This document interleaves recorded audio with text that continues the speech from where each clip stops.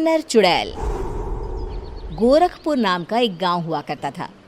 उस गांव में ज्यादा लोग नहीं रहते थे। उस गांव में एक गर्भवती विधवा औरत रहती थी। उस औरत का नाम कमला था। कमला अपने घर में अकेली रहती थी। उसके पति की सारी जायदाद उसके नाम हो गई थी, पर सभी गांव वाले उस औरत को मनहूस औरत समझा करते थे और सभी उससे नफरत किया करते थे।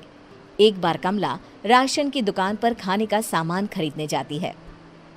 भैया जी, जरा 1 किलो दाल चावल देना। अरे हाय हाय हाय हाय हाय हाय! अरे मनहूस औरत, मेरी दुकान में अपशुगन करवाने आ गई क्या? हैं? चल जा यहाँ से। मैं कुछ नहीं देने वाला हूँ तुझे। भाग भाग यहाँ से, चल जा, निकल। भैया जी, ऐसा मत कहिए। मैं गर्भवती हूँ, मुझे खाने की बहुत जरूरत है। मुझे खाना दे दीजिए। दुकानदार कमला को वहां से धक्के मारकर भगा देता है। तभी कमला रोते रोते उस गांव के किन्नरों के इलाके में आ जाती है। गांव वाले किन्नरों को उसी इलाके में रखा करते थे, क्योंकि वो लोग किन्नरों को पसंद नहीं करते थे और उनके इलाके में रहने से मना करते थे। तो किन्नरों ने उसी गांव में अपना एक इलाका बना लिया था।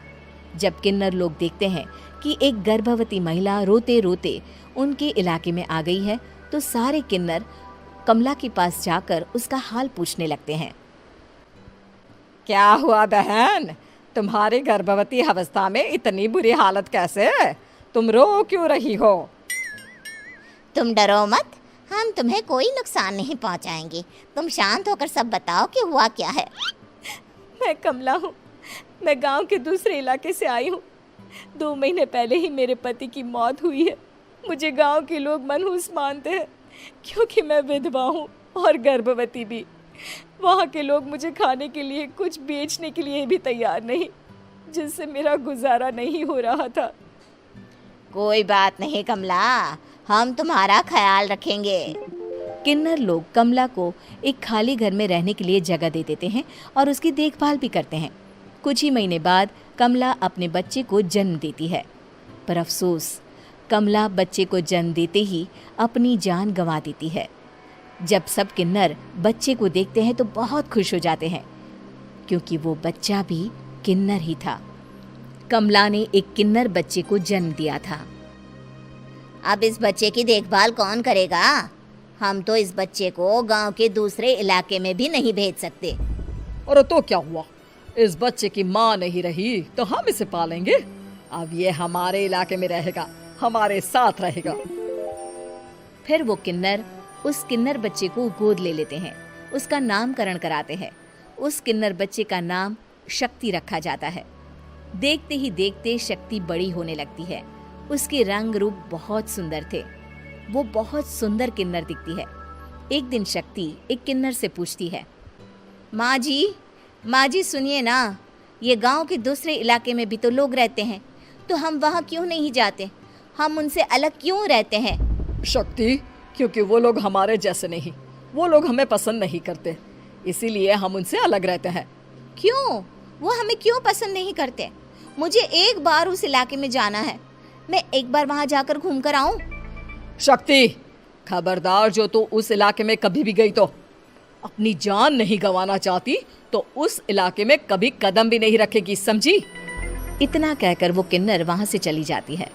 शक्ति उस किन्नर की बात सुनकर बहुत रोती है। माँ जी, ऐसा कैसे कह सकती हैं? उन्होंने इतनी सी बात के लिए मुझे इतना डांटा। अब तो मैं उस इलाके में ज़रूर जाऊंगी। फिर एक दिन शक्ति गांव के दूसरे इलाके में चुपके से जाती है। ये लोग तो हमारे जैसे ही इंसान हैं, तो ये हमसे नफरत क्यों करते हैं? जब शक्ति उस इलाके में पहुंचती है तो गांव के सारे आदमी उसके रूप से मोहित हो जाते हैं। वो लोग ये अंदाज़ा नहीं लगा पाते कि वो किन्नर है। शक्ति की सुंदरता देखकर सारे गांव वाले उसकी तारीफ करने लगते हैं। तभी गांव का चक्कर लगाने गांव के जमींदार का बेटा हर्ष वहां पहुंचता है। हर्ष भी दिखने में बहुत सुंदर होता है। जब हर्ष ने शक्ति को देखा तो वो भी उससे मोहित हो गया, और जब शक्ति की नज़र हर्ष पर पड़ी तो वो हर्ष को देखकर मोहित हो गई। आपको पहले कभी इस गांव में देखा नहीं। इस गांव में आप नए हैं क्या? जी नहीं, वो मैं बस। तभी शक्ति बोलते बोलते रुक जाती है और मन में सोचने लगती है, अगर मैंने इनको बता दिया कि मैं दूसरे इलाके से आई हूँ तो वो समझ जाएंगे कि मैं किन्नर हूँ, इसलिए मुझे इनसे झूठ ही बोलना पड़ेगा। शक्ति हर्ष को कहती है, जी हाँ, मैं इस गांव में नई आई हूँ, यहाँ अकेली रहती हूँ। वैसे आप कौन है? आप भी इसी गांव में रहते हैं? जी हाँ, मैं इस गांव के जमींदार का बेटा हूं। आपको किसी भी चीज की जरूरत पड़े तो आप मुझे बता देना, मुझे अच्छा लगेगा। ऐसे ही शक्ति और हर्ष एक दूसरे से रोज मिलने लगते। वो दोनों अपने प्यार का इजहार करने एक दूसरे से मिलने जाते हैं। तभी शक्ति का पीछा करते करते एक किन्नर वहां आ जाती है। शक्ति, मैं तुमसे बहुत प्यार करता हूं। मैं तुमसे शादी करना चाहता हूं। क्या तुम मुझसे शादी करोगी? हाँ हर्ष, मैं तुमसे शादी करूँगी, पर मैं तुमको अपने बारे में एक सच्चाई बताना चाहती हूँ जो मैंने तुमसे छुपा कर रखी है। तभी उनके बीच में ही वो किन्नर आ जाती है। शक्ति, तेरी हिम्मत कैसे हुई ऐसा करने की? वो किन्नर शक्ति को खींचकर गांव के जमींदार के पास ले जाती है। हर्ष भी वहां शक्ति को बचाने के लिए पहुंच जाता है। जमींदार शक्ति और हर्ष के प्यार के बारे में सुनकर गुस्से में आ जाता है और शक्ति को गांव के बाहर निकालने की सजा देता है। शक्ति ये बात सहन नहीं कर पाती और कुएं में कूदकर अपनी जान दे देती है। जमींदार हर्ष की शादी गांव की एक लड़की से करवा देता है, पर हर्ष इस शादी से खुश नहीं होता। शक्ति अपना बदला लेने के लिए मरने के बाद किन्नर चुड़ैल बन जाती है। अब मैं इन गाँव वालों को नहीं छोड़ूंगी, अब इनसे मैं अपने प्यार का बदला लूंगी। किन्नर चुड़ैल गांव वालों को परेशान करना शुरू कर देती है। एक बार वो रात को गांव के खेतों में पहुंच जाती है और वहां आग लगा देती है। सारी फसल जल के राख हो जाती है। जब एक आदमी रात को उठकर देखता है कि खेत में आग लग गई है तो वो वहां पहुंच जाता है।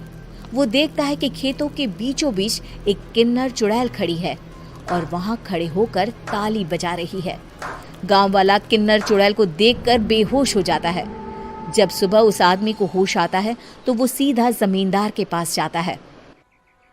अरे जमींदार साहब, अरे वो किन्नर चुड़ैल ने मेरी सारी फसल जला दी। अब मैं क्या करूंगा? क्या होगा मेरा?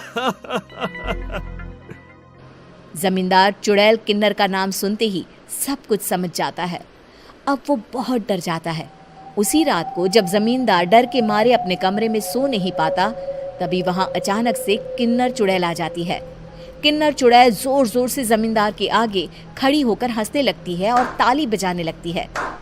जमींदार उस डरावनी किन्नर चुड़ैल को देखकर बहुत डर जाता है। तूने मेरे साथ बहुत बुरा किया, अब मैं तुझे जान से मार दूंगी। नहीं नहीं नहीं नहीं नहीं, मुझे माफ कर दो, मुझे मत मारो। मैं कभी ऐसा दोबारा नहीं करूंगा। अब तुम जो बोलोगी वही मैं करूंगा। ठीक है, मैं चाहती हूँ कि किन्नर इलाका गांव के इलाके से जुड़े और गांव का कोई भी आदमी किन्नर समाज से द्वेष ना करे, उससे नफरत ना करे, नहीं तो मैं सारे गांव को मार दूंगी। और तुम गांव में एक नया कानून बनाओ कि अगर किसी ने भी किन्नर समाज को हानि पहुंचाने की कोशिश भी करी या इनसे भेदभाव करने की भी कोशिश करी तो उनको कड़ी से कड़ी सजा मिलेगी। हाँ हाँ हाँ हाँ, मैं ऐसा ही करूंगा। तुम जो बोलोगी वो मैं करूंगा, पर मुझे जाने दो प्लीज। तब वो किन्नर चुड़ैल वहां से चली जाती है। गांव का जमींदार किन्नर चुड़ैल का कहा मानते हुए दोनों इलाकों को एक कर देता है और नया कानून भी लागू कर देता है। तब से वहां किन्नर समाज और बाकी गांव वाले शांति